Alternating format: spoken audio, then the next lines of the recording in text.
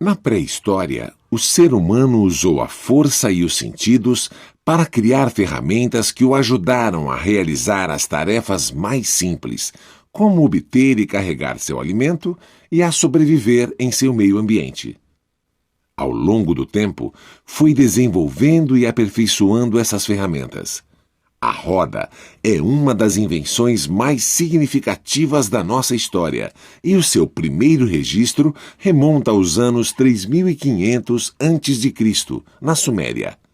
Ela possibilitou a realização de tarefas até então impossíveis, como o transporte de carga pesada e do próprio homem, entre muitas outras coisas. No mundo à nossa volta, há inúmeros fenômenos presentes em nosso cotidiano dos quais não nos damos conta.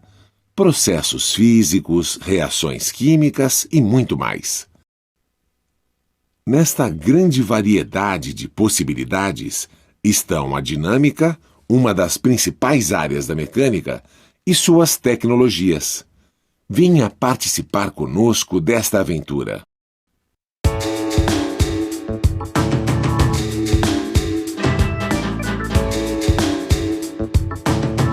E o cotidiano, agora você vai entender como age a natureza em volta de você, teorizando, experimentando, aplicando.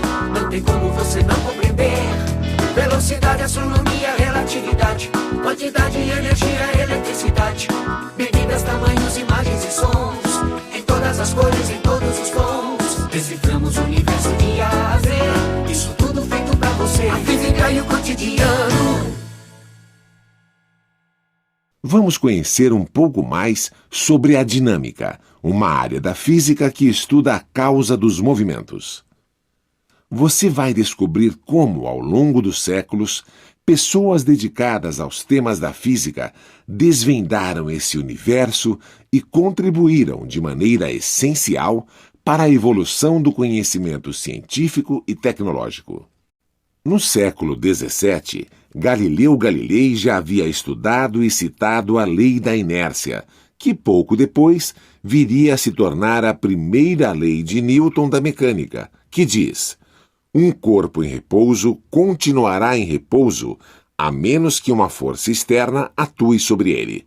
Da mesma forma, um corpo em movimento permanecerá se movendo com velocidade constante e em linha reta, a menos que uma força externa atue sobre ele.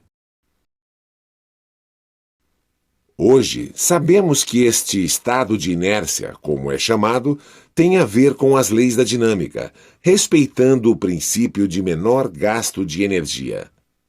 Assim, uma bola permanecerá imóvel no chão até alguém chutá-la, e um carro quebrado atrapalhará o trânsito até ser empurrado ou rebocado.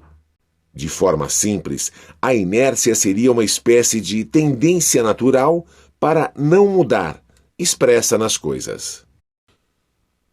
Assim, um objeto, ao ser arremessado, tende a manter seu movimento e sua velocidade constantes até que forças atuantes alterem a sua velocidade ou trajetória. Uma delas é a força gravitacional, que puxa o corpo para baixo em direção ao centro da Terra, e outra é a força de atrito, que se apresenta como resistência do ar, fricção entre duas superfícies e outras possibilidades. O atrito é, por exemplo, a força que a grama do campo e o ar exercem sobre a bola de futebol, reduzindo a sua velocidade, mudando a sua direção até fazê-la parar completamente. Mas é também a razão pela qual o jogador, ao empurrar para trás o chão, se desloca para frente. Uma das consequências da lei da ação e reação, como veremos mais adiante. Vejamos agora a segunda lei de Newton da mecânica. A segunda lei de Newton afirma que a força está diretamente relacionada à modificação da quantidade de movimento de um corpo. A variação da quantidade de movimento, por sua vez, é o produto da massa pela variação da velocidade. Se considerarmos a massa constante E a velocidade, como uma grandeza física que pode variar em intensidade, direção e sentido, isto é, vetorial, chegaremos à formulação da segunda lei de Newton. Como a variação de velocidade está relacionada à aceleração, substituindo-se esta equação na anterior, veremos que a variação da quantidade de movimento é igual ao produto da massa pela aceleração e pelo intervalo de tempo. Reorganizando a equação e comparando-a com a primeira, chegaremos à formulação da segunda lei de Newton. Podemos dizer que uma força resultante não nula, aplicada sobre um corpo, termina produzindo aceleração sobre sua massa. Portanto, a força resultante é a causa da mudança experimentada no movimento de um corpo por lhe imprimir uma aceleração que, por sua vez, pode tanto alterar sua trajetória quanto sua velocidade. Note que esta é uma expressão vetorial, portanto, deve-se levar em conta a intensidade, a direção e o sentido da força aplicada. Como a aceleração é a responsável pela variação da velocidade, corpos movendo-se em MRU não estão sujeitos a uma força resultante e manifestam livremente a sua inércia. Por esse motivo, esse movimento é também chamado de inercial. Sempre que um corpo exerce uma força sobre outro, este exerce uma força igual e oposta sobre o primeiro. Ação e reação são absolutamente iguais em direção e intensidade, mas têm sentidos opostos.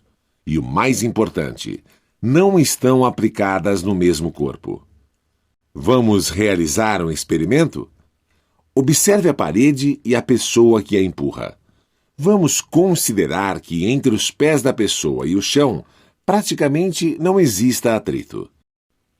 Ao empurrar esta parede, a pessoa aplicará sobre ela uma força com determinada intensidade, direção e sentido. O que você acha que acontecerá? Ao aplicar uma força sobre a parede, a mesma reage e empurra a pessoa, segundo prevê a terceira lei de Newton da ação e reação, com uma força de igual intensidade e direção, porém de sentido contrário.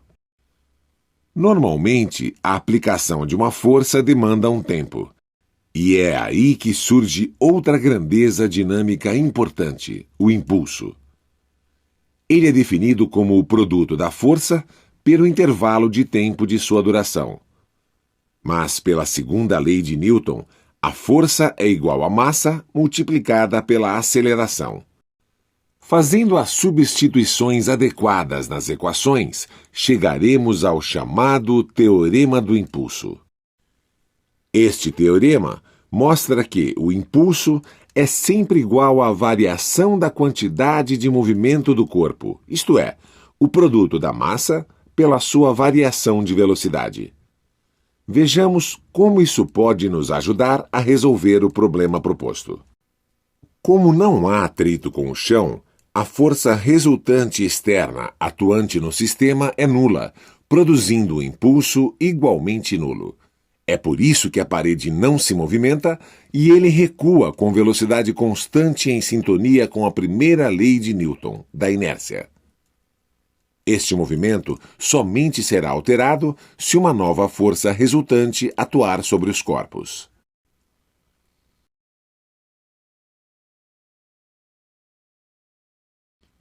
Uma importante força está presente em nosso dia a dia: a tração. Ela é uma força de contato associada principalmente aos cabos, fios e cordas. Sempre que uma corda estiver esticada, uma tração estará atuando ao longo da mesma. Nas cordas ideais contínuas, o módulo da tração é o mesmo em todos os pontos, independentemente da forma assumida pela corda. As cordas servem, portanto, para transmitir uma força de um ponto a outro de um sistema. A tração está presente nas máquinas industriais, nos carros, nos aparelhos das academias e em diversas outras aplicações. Nos carros, ela aparece nas correias de transmissão, gerando as rotações de alguns sistemas mecânicos. Já nas máquinas industriais, ela transmite a força e a velocidade entre pontos distintos, produzindo diferentes velocidades de rotação. Isso permite a realização de tarefas de forma controlada e organizada. Nas academias, também é muito comum encontrarmos equipamentos que funcionam baseados na tração de cabos e cordas. As situações mecânicas que envolvem este tipo de força nos ajudam a desenvolver determinados aspectos da musculatura, além de nos auxiliar a manter vigor e condicionamento físico.